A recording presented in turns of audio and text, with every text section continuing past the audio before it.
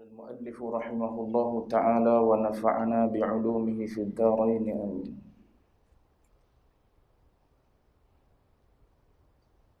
Ketahuilah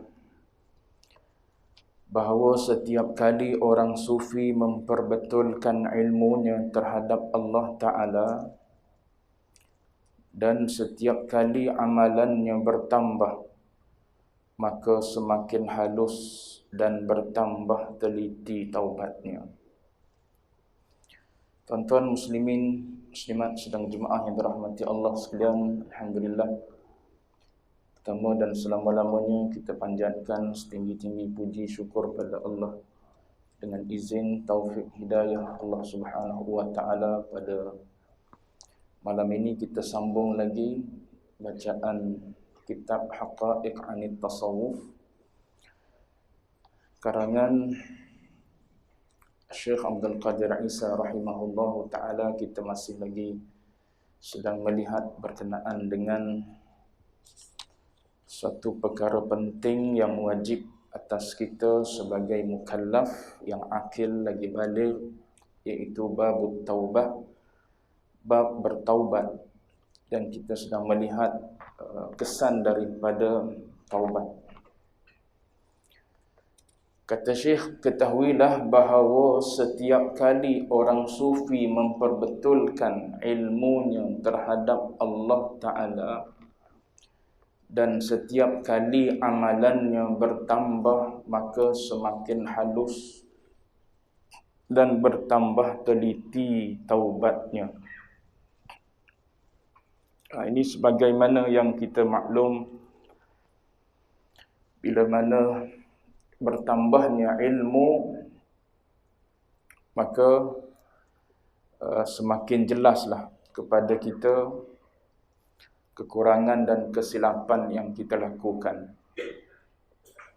Sebab itu ilmu diumpamakan seperti cahaya. Dengan ilmu lah maka kita akan nampak kekurangan, kelemahan dan dosa yang kita lakukan. Umpama kalau zaman kita kanak-kanak, kita remaja, boleh jadi kita tak berasa satu kesalahan bila kita mengamuk, bila kita menengking, bila kita hempak pitu pada mak kita. Boleh jadi pada masa itu kita tak rasa kita salah. Sebab pada masa itu ilmu pun tak ada. Ibarat orang yang berada dalam gelap, so tak nampak di mana ada najis kekotoran. Sebab tu perlu bertolong dengan ilmu. Sebab itu tuan-tuan lihat dalam kitab Minhajul Abidin oleh Imam Al-Ghazali rahimahullahu ta'ala. Yang pertama, Imam Al-Ghazali meletakkan aqabatul ilmi. Aqabah yang pertama yang menjadi penghalang seseorang itu dekat dengan Allah, hampir dengan Allah, ialah ilmu.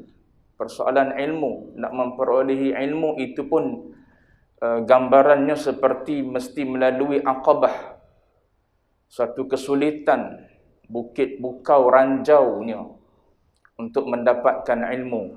Maka dengan ilmu itulah al-ilmu nur. Dengan ilmu itulah barulah kita akan nampak. So dia berbeza berdasarkan banyak ataupun sedikit ilmu yang ada pada seseorang itu. Andai banyak ilmu yang ada pada seseorang, maka teranglah dia nampak jalan. Andai sedikit ilmu, maka malaplah hidup dia. Dia tak nampaklah amal soleh. Dia tak nampaklah kejahatan dan dosa yang dia buat. Dia tak rasa seronok untuk beramal ibadat. Dia tak ada rasa berahi untuk melakukan taat pada Allah Ta'ala. Yang ada keinginan dalam diri dia adalah untuk melakukan keseronokan hawa nafsu dia. Orang cerita tentang solat, tak rasa gemar pun. Orang cerita tentang pi masjid, tak ada rasa gemar pun. Tapi bila orang cerita tentang pi mancing, dia orang nombor satu. Dengar je cerita kita nak buat apa, kita nak buat mancing secara grup, kumpulan, dianjur oleh Masjid An-Nur Wiradamai, katakanlah. Bila hujung minggu ni, dia orang nombor 1 sekali senarai nama. Tapi orang nak buat qiyamul lail, dia tak ubah nama. Nazir du umum, siapa yang nak datang bagi nama, kita nak sediakan majlis bersahur katakanlah bulan Ramadan. Dia tak ubah nama dia. Sebab apa?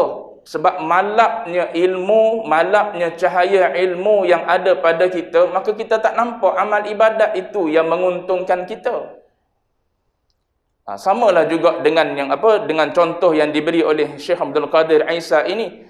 Semakin nampak seseorang itu, maka semakin halus dia punya taubat dia dengan Allah Ta'ala. Sebagaimana saya sebut contoh tadi, waktu kecil kita tak rasa bersalah pun kita mengamuk. Kita berguling atas jalan, atas rumah kita, tendang kaki dan sebagainya. Mak kita tak bagi kita buat sesuatu ataupun tak nak beli apa yang kita nak. Kita menangis, kita masuk bilik 4 pintu, tak rasa pun itu salah. Tapi makin lama, makin besar kita, makin kita ada ilmu, maka kita tahu benda yang kita buat zaman muda kita dulu itu adalah salah. So masa tu kita mula meminta maaf dengan mak. Minta maaf, dulu ada kasar, dulu ada tengking, dulu ada tinggikan suara, dulu pernah 4 pintu, dulu pernah itu, pernah ini, kita minta maaf. Kita mula nampak itu adalah salah. Tapi makin lama, makin kita mengaji, kita tahu lebih tinggi daripada itu lagi. Kita berasa bersalah bila kita tak call 2-3 hari mak kita. Padahal kita tak ada bergaduh pun dengan mak kita. Kita tak putus hubungan silaturahim pun dengan dia. Tapi kita rasa tak kena kalau kita tak ambil tahu tentang sihat sakit dia. Kita rasa kita bersalah kalau kita tak ambil tahu tentang sihat, demam dia dan sebagainya. Makan, minum dia, kita tak ambil tahu. Kita rasa kita salah. So, kita mula telefon dia saban hari, video call tiap hari boleh katakan. Bahkan tuan-tuan lihat para ulama dalam bab adab dengan ibu bapa ni, mereka jauh lebih meninggalkan kita. Sebab apa? Sebab ilmu yang ada pada mereka itu mencerahkan amal, mencerahkan rasa bersalah mereka. Sehingga kan mereka tak naik ke tingkat atas sekiranya mak ayah mereka berada di bawah. Kita boleh jadi buat lagi. Sebab kita rasa itu tidak salah. Kita dah minta dah mak naik tidur ke atas lah. Dalam bilik kita dah kosongkan dah. Mak kata tak apalah, mak tidur kat bawah lah. Kita pun naik tidur ke atas. Sebab master bedroom kita duduk dalam di tingkat atas. Kita tidur ke atas, mak kita tidur atas toto, atas tilam yang kita hampa di bawah. Kita rasa tak bersalah. Tapi bagi orang yang lebih cerah ilmu dia, itu dia rasa tak beradab. Walaupun mak dah izinkan, dia tetap nak mak naik atas juga. Rasa tak selesa. Kita tidur belah atas, mak tidur belah bawah. Kita tidur atas katil, mak tidur atas tilam toto je. Nak mak tidur atas tilam juga. Makin cerah bila manusia itu ada ilmu. Tapi bila tak ada ilmu, tak nampak amal ibadat. Luput amal ibadat cukup banyak. Ruang untuk kita buat amal ibadat cukup banyak. Saya dah sebut dah contoh di satu tempat itu. Contoh apa? Contoh kalau kita nampak amal ibadat, kita nak masuk masjid tadi, saya sebut contoh. Paling tidak 3 benda kita akan buat. Dan paling tidak 30 pahala kita dapat waktu mula-mula nak masuk masjid. 1 amal jasmani, 2 amal lisan, 3 amal hati. 10, 30 pahala Allah Ta'ala bagi. Paling kurang. Kalau kita bijak lagi boleh dapat lebih daripada itu lagi. Itu paling kurang janji Allah Ta'ala, 1 kebajikan 10 pahala. Masuk masjid, adab yang agama ajar pada kita, kaki kanan. Kita tak pernah endah pun. Kalau terkena kita masuk tu dengan kaki kanan, akan nanah. Kalau terkena dengan kaki kiri, kirilah. Kita tak rancang. Sebab kita tak nampak itu ibadah. Kita tak nampak itu pahala. Sebab tu kita tak endah. Alah, masuk je lah masjid dengan kaki apa pun. Kaki kanan ke kaki kiri. Sebab tu kita tak kisah. Kita langkah je masjid. Sedangkan agama mengatakan ini Baitullah ni. Ini rumah Allah. Orang yang nampak, dia akan ready awal. Ada seorang yang bernama Sufyanus Tsauri. Mungkin tuan-tuan pernah dengar nama dia, Sufyanus Tsauri. Tsauri ni diambil daripada kalimah Tsaur. Tsaur ni maksud dia ialah lembu besar. Tsaur ni, Tsawawra ni maksud dia lembu. Kenapa dia nisbahkan diri dia ni lembu? Sebab pernah satu kali dia nak masuk masjid. Bila dia masuk masjid, dia langkah kaki kiri. Bila dia langkah kaki kiri, dia tersedar dia langkah kaki kiri, dia pun undur ke belakang. Dia pun berkata, lembu ke aku ni? Tak erti ke yang aku ni nak masuk rumah Tuhan? Bukan nak masuk rumah aku. Bukan nak masuk rumah manusia, nak masuk rumah Allah. Kenapa aku tak boleh beradab dengan Allah Subhanahu wa taala? Dia pun nisbahkan diri dia Sufyan yang bersifat seekor lembu. Itu dia buang Sufyanus Tsauri. Kita mana ada kisah sebab apa? Sebab kita tak nampak. Itulah beza orang alim dengan orang yang tak berilmu. Sebab tu Allah Taala kata la qul hal yastawil ladzina ya'lamun wal ladzina la ya'lamun. Ayat nampak tanya, tapi itu dipanggil istifham ingkari. Beritahu Muhammad, sama ke orang yang berilmu dengan orang yang tak berilmu? Tak sama. Orang yang berilmu buat dapat pahala amal. Kita buat, kita tak tahu itu adalah amal. Orang berilmu teliti dalam sesuatu yang dia buat, jadi amal. Saya dah sebut dah. Amal kalau nak kira yang wajib atas kita tak banyak. Kalau kira semayang, 5 je dalam sehari semalam.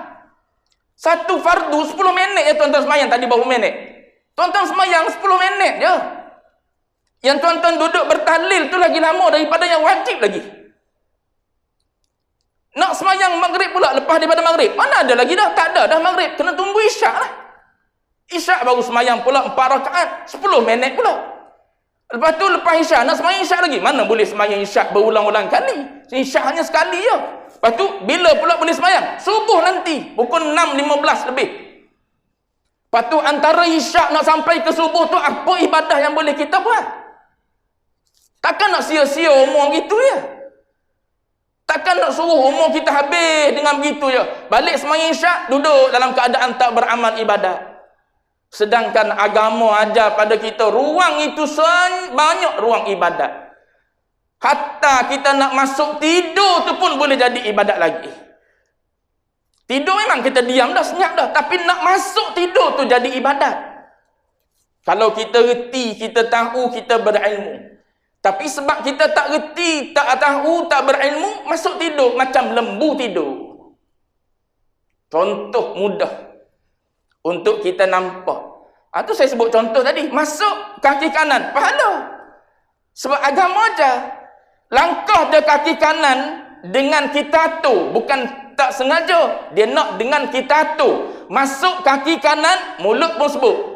Allahumma ghfirli dhunubi waftahli abwaba rahmatik. Lisan boleh pula 10 situ. Kita saya sebut dah contoh. Kita masuk sambil sembang ya. Kawan ni masuk, kita pun masuk juga. Engkau dah booster belum ni? My Sejahtera nanti akan bertukar daripada biru akan jadi putih nanti. Kalau tak booster. Satu mas nanti siap memang kita kena booster juga kok mana. Duk sembang itu. Nak masuk masjid ke, nak masuk tempat apa ke, tak ada kira nak beramal ibadat itu. Sebab apa? Tak nampak. Itu ruang ibadat. Tak nampak besar benda tu. Tapi bila orang kata, jom kita naik basikal hujung minggu ni. Jom, selalu nampak besar. Tu. Ilmu tak ada, dia jadi itu. Gelap, duduk dalam gelap. Ibarat lampu. Lampu yang watt 15. Nak nampak apa? Teraba-raba dalam hidup. Orang yang lampu terang, spotlight, jelas nampak. Setiap hidup dia tu adalah ibadat pada Allah. Dia kutip pahala demi pahala dia kutip. Masuk masjid, dia kutip pahala. Duduk dalam masjid, dia kutip pahala. Sepanjang duduk ni, pahala saja dia dapat. Keluar nanti, dia kutip pahala pula. 30 amal yang kita buat nanti, bila kita keluar nanti. 3 benda, paling kurang. Tu mengaji dalam bab adab dengan masjid lah. Cuma nak beritahu, masuk paling kurang 3, keluar paling kurang 3 kita boleh dapat. Maknanya masuk 30, keluar 30. 60. Tuan-tuan bayang, kalau 5 kali sehari tuan-tuan datang masjid. Kali dengan 5. Sebanyak mana pahala yang Allah Ta'ala sediakan nak bagi pada kita. Tapi kita buat benda tu seolah-olah tak penting pada kita. Sebab tahap ilmu kita tu tak menampakkan kepada kita bahawa itu adalah amal. So kita rasa amal ni bila kita duduk dalam solat. Itu amal. Luar daripada solat seolah-olah macam tidak ada ruang untuk beramal ibadat. Padahal banyak ruang untuk beribadat pada Allah Ta'ala. Begitulah perumpamaan yang diberi. Semakin seseorang itu berilmu, maka dia akan nampak semakin halus dosa dia dengan Allah Ta'ala. Macam kita lah, zaman-zaman kecil dulu kan, zaman-zaman kanak-kanak remaja, semayang macam mana? Semayang macam ayam patuk padi je. Nak cepat je semayang. 4 rakaat, 2 minit siap lah. Tu masa belum balik. Masa tu kalau ayah tak tengok, jawab dia 4 rakaat seminit siap dah. Macam mana baca dia punya lajunya, Fatihah satu nafas, entah tajwid ke mana tak tahu. Yang rukuk, yang sujud tu tak payah cakap. Tak sempat betul lagi. Dah rukuk, sujud, i'tidal semua sekali dah. 1 minit siap 4 rakaat. Makin kita mengaji, makin kita beramal ibadat, dia baiki amal. Makin cantik solat. Baca pun dah mula pelan. Tu naik sekolah menengah. Tu kalau mengaji, kalau tak mengaji sama. Sampai ketua pun sama. Kalau tak mengaji. Orang tua semayang laju. Ada. Tonton tengok, cari orang tua semayang laju. Tak ada nak rasa berseronok dalam solat lagi dah tua-tua pun. Terkejar-kejar juga dengan dunia. Tak ada rasa nak buka Quran baca walaupun dah tua. Tak ada rasa nak berseronok dengan dengar Quran, baca Quran walaupun dah tua. Sama bila tak ada ilmu. Tapi bila lalu ikut ilmu, kita nampak. Kita makin nampak, dulu aku semayang tak betul lah. Semayang macam tunggang-tungging gitu je kita semayang dulu. Bila dah naik umur 15, 17, 20, mula baiki semayang. Cantik. Tapi makin tua makin cantik. Sebab apa? Makin lama kita rukuk. Sebab apa? Makin seronok. Makin seronok duduk dalam qiyam, makin seronok duduk dalam rukuk, makin seronok dalam sujud terutamanya makin sedap. Lagi lama duduk dalam sujud, lagi seronok meminta dengan Allah Ta'ala. Lagi lama duduk dalam sujud, lagi seronok memuji Allah Subhanahu Wa Ta'ala. Tu bila kita celek, bila kita nampak terang, inilah waktu aku nak duduk dengan Tuhan. Aqrabu ma yakunul 'abdu. Waktu yang paling akrab, paling dekat hamba dengan Allah Ta'ala ialah wa huwa sajid, dalam keadaan dia sujud pada Allah. Saat itu saat engkau paling hampir dengan Allah Ta'ala. Kenapa saat itu kita nak percepatkan? Sebab kita tak nampak. Yang kita nampak saat tengok TV, yang tu jangan miss. Tua-tua tuan-tuan tengok TV lagi. Bukan kata salah ni tuan-tuan. Dari sudut perkiraan kita. Yang mana yang utama untuk mati kita ni? Tak lama dah ni nak mati ni. Umur kita berapa? Kalau katakanlah paling-paling panjang lah 90-100 tahun. Tu kira panjang tu, 90-100 tahun umat kita, umat akhir zaman ni. Pertengahan berapa? 50-60 mungkin. Tu tak kira yang mati terkejut. Yang mati terkejut mau berapa? 30-40 dah mati dah. Amal tak ada lagi. Ilmu belum cari lagi. So macam mana nak nampak amal kalau ilmu tak ada? Sebab tu kena mengaji supaya nampak amal ibadat yang kita nak buat. Dalam ni kita nak suruh nampak dosa kita pada Allah Ta'ala terlalu banyak. Tak nampak sangat-sangat bahaya, tak nampak dosa. Nak taubat bila kalau tak nampak dosa? Nak rasa bersalah macam mana kalau tak nampak dosa? Apa dosaku? Sudahlah, apa dosaku? Apa salah aku? Tak nampak dosa, macam mana nak taubat? Orang istighfar menangis, kita istighfar tak ada apa. Sebab apa? Kita rasa kita tak ada salah. Alah, aku mari masjid 5 kali sehari. Dosa kok mana lagi? Dosa kok mana lagi? Dia tanya. Jahil kita. Tu jahil tu kena lalu ku ilmu. Bila lalu ku ilmu nampak banyak sangat kekurangan yang ada pada kita. Sekali istighfar, bayang satu anggota mata kita banyak buat dosa. Astaghfirullahalazim, bayang pada Allah, ya Allah, mataku selama ini melihat semua yang engkau tak benarkan. Tak ada filter pun pada mata kita. Apa saja yang kita nak tengok, kita lepas pandangan kita. Tengoklah, nak tengok pun. Tak dosa lagi ke pandangan kita yang kita itlak itu. Kita lepas tanpa ada filter pada mata kita. Tak dosa lagi. Dosa, tuan-tuan. Tapi tak rasa bila tak ada ilmu. Ada ilmu boleh tahu lalu. Oh, tadi mengumpat, tadi dengar caci, tadi dengar orang bohong, tadi dengar itu.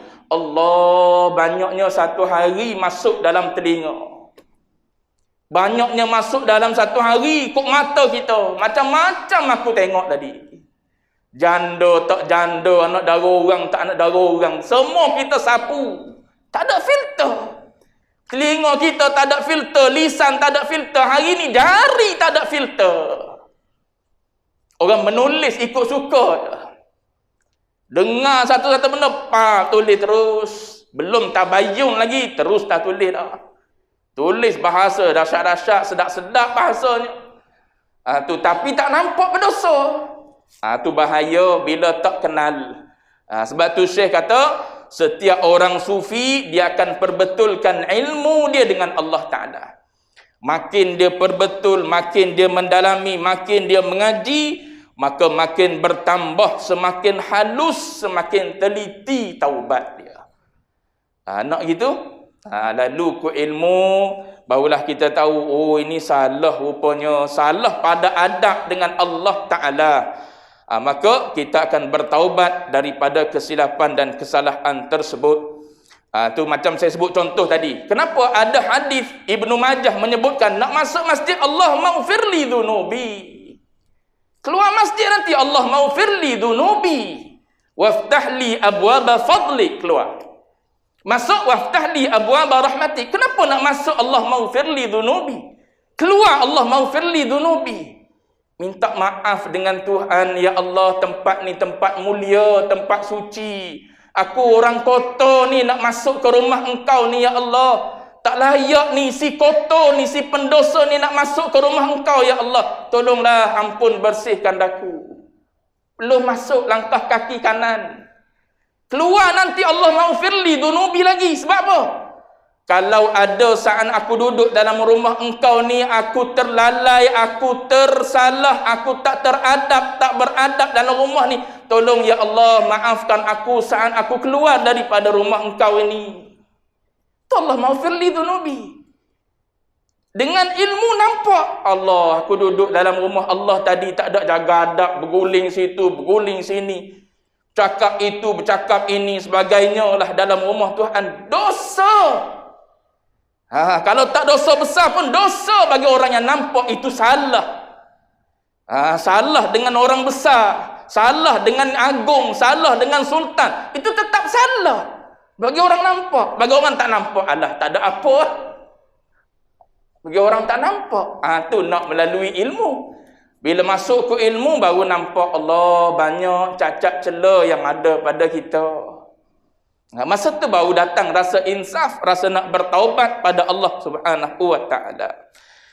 Baik, sesiapa yang mensucikan hati daripada dosa dan kekotoran, maka baru akan terpancar kepadanya cahaya uns, cahaya jinak kepada Allah Ta'ala.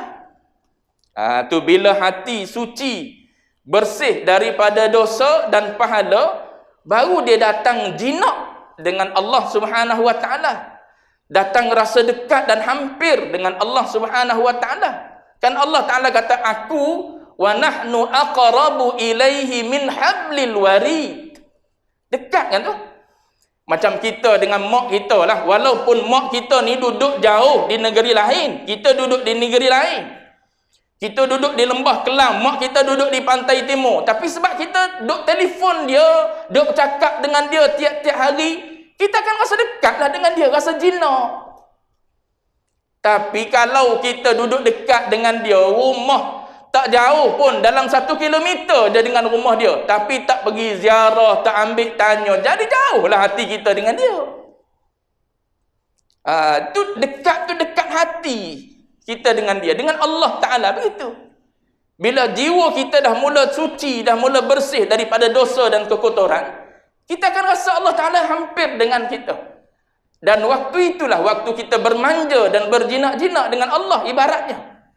Bermanja-manja dengan Allah Ta'ala, bermanja-manja dengan apa? Dengan Khalik, dengan pencipta kita. Berjinak-jinak dengan Allah Subhanahu Wa Ta'ala. Macam apa? Macam suami isteri lah, time tak bergaduh, kan berjinak-jinak tu. Duduk dekat tu. Tapi time bergaduh, tu dia. Duduk dekat pun bercakap derah, bercakap suara dengan suara yang kuat. Sebab apa? Masa tu hati jauh. Duduk depan ni, cakap. Yang perempuan duduk depan kita tak sampai 1 meter, kita duduk depan dia tak sampai 1 meter. Masing-masing menjerit. Sebab apa? Hati jauh. Cuba waktu hati dekat. Jawab dia. Berbisik-bisik lah jawab dia. Cakap pun orang lain tak dengar. Dia dua je bercakap. Alahai, macam apa? Macam orang muda mula-mula bercinta walaupun dia dah tua, kata. Sebab apa? Sebab jinak, dekat, hampir, cinta, mahabbah. Tu bila hati manusia tu bersih daripada kekotoran dan dosa, maka dia akan jadi dekat dan jinak dengan Allah Subhanahu Wa Ta'ala.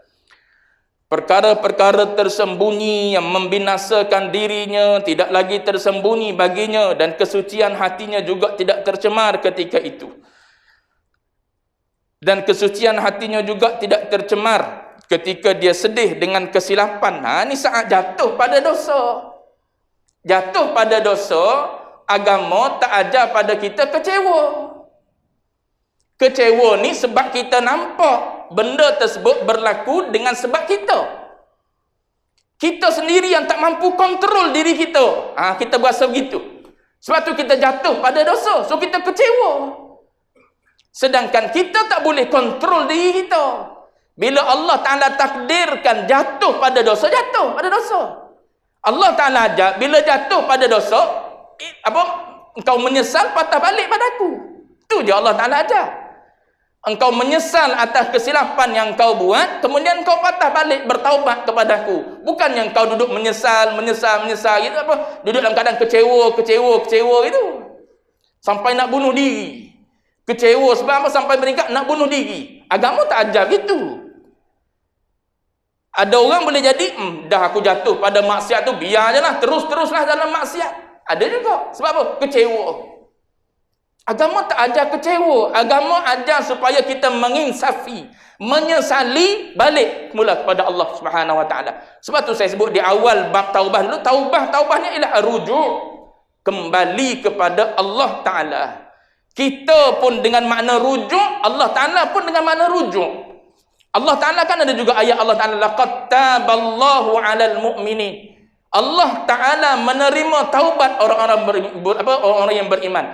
Taballah, Allah Ta'ala bertaubat. Maknanya Allah Ta'ala menerima taubat. Apa makna taballah? Maknanya Allah Ta'ala kembali memberi rahmat kepada orang yang bertaubat. Kita kembali melakukan taat daripada melakukan dosa dan maksiat. Dua-dua kembali. Cuma ulama bahas lah pula, bila Allah Ta'ala dia guna ala, bila kita ila. Tubu ilallah. Adapun Allah taba'ala. Tu ala dengan ila tu beza pula dari sudut lughah. Baik. Mana tadi? Ketika itu dia bertaubat kerana malu kepada Allah yang melihatnya. Tu semakin tinggi gitu. Semakin tinggi berasa malu lah. Berasa malu dengan Allah Ta'ala yang melihat setiap masa. Setiap ketika Allah Ta'ala melihat kita, so berasa malu. Nak melanggar walaupun tak ada orang tengok, kita akan rasa malu dengan Allah Ta'ala.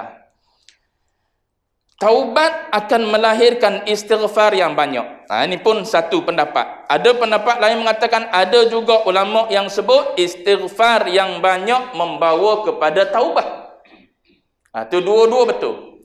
Sini dikata taubat akan melahirkan istighfar yang banyak. Ada juga ulama kata istighfar yang banyak membawa kepada taubah.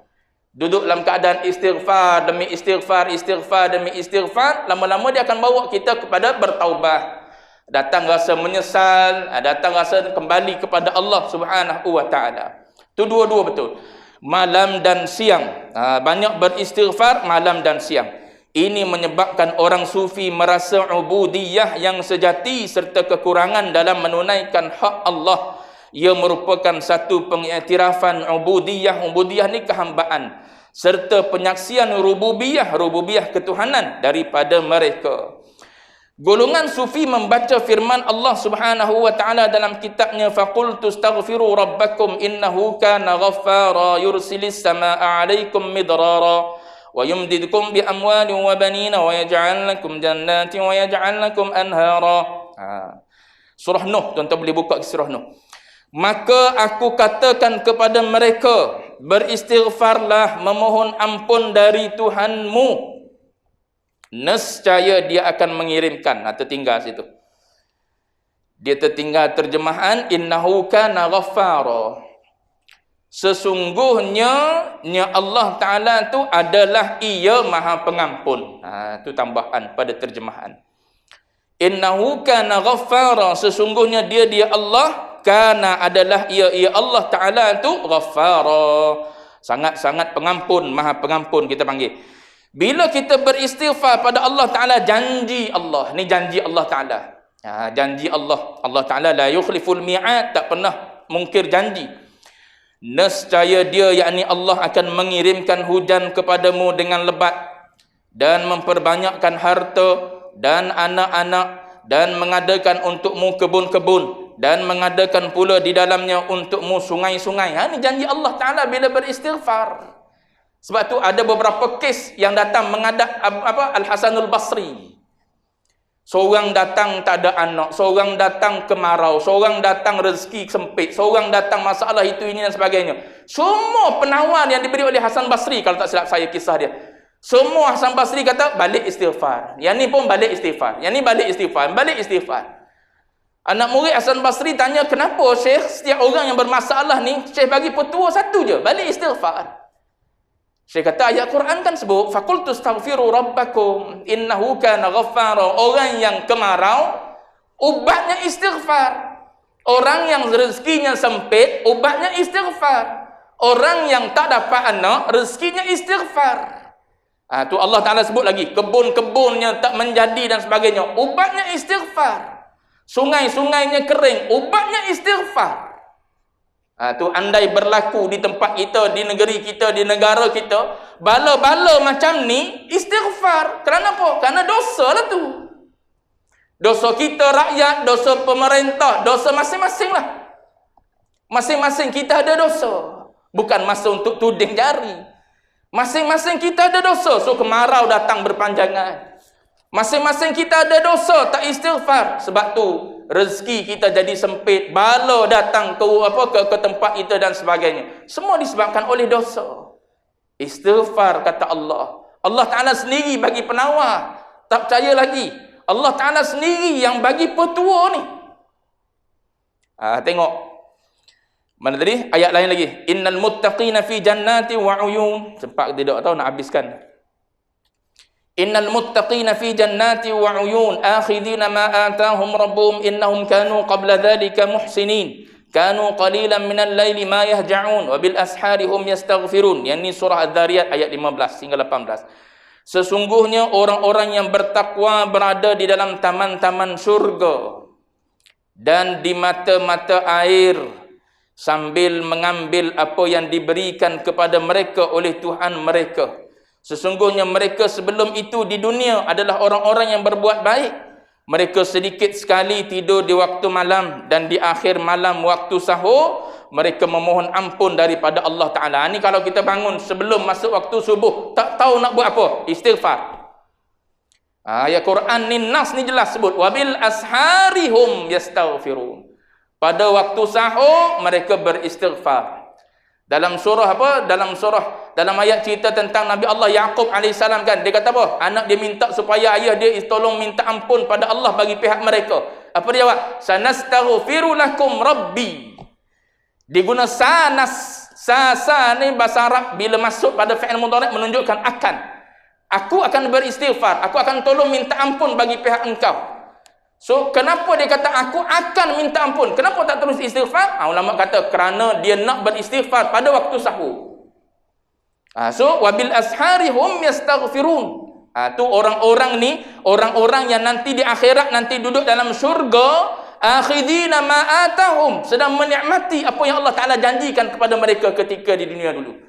Janji syurga, janji nikmat itu ini dan sebagainya. Di dalam syurga nanti, bila mana mereka masuk dalam syurga, akhidina ma atahum rabbuhum. Apa yang mereka buat ketika di dunia dulu? Innahum kanu qabla dzalika muhsinin. Di dunia dulu mereka duduk dalam keadaan buat kebajikan, buat kebaikan.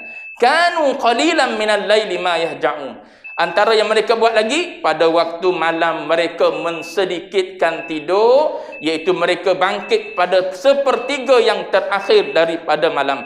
Dan apa yang mereka buat? Wabil ashari hum yastaghfirun. Mereka beristighfar pada masa itu. Nak berhenti tu. Apabila orang sufi akan datang, kita tengok lagi ayat ni. Sebab ada huraian pada ayat ni. Apabila orang sufi membaca ayat-ayat ini dan juga ayat-ayat yang lain, berlinangan air mata penyesalan terhadap berkurangan dan kerugian di atas ketelanjuran yang menyebabkan dia jauh daripada Allah. Kan datang Allah Ta'ala.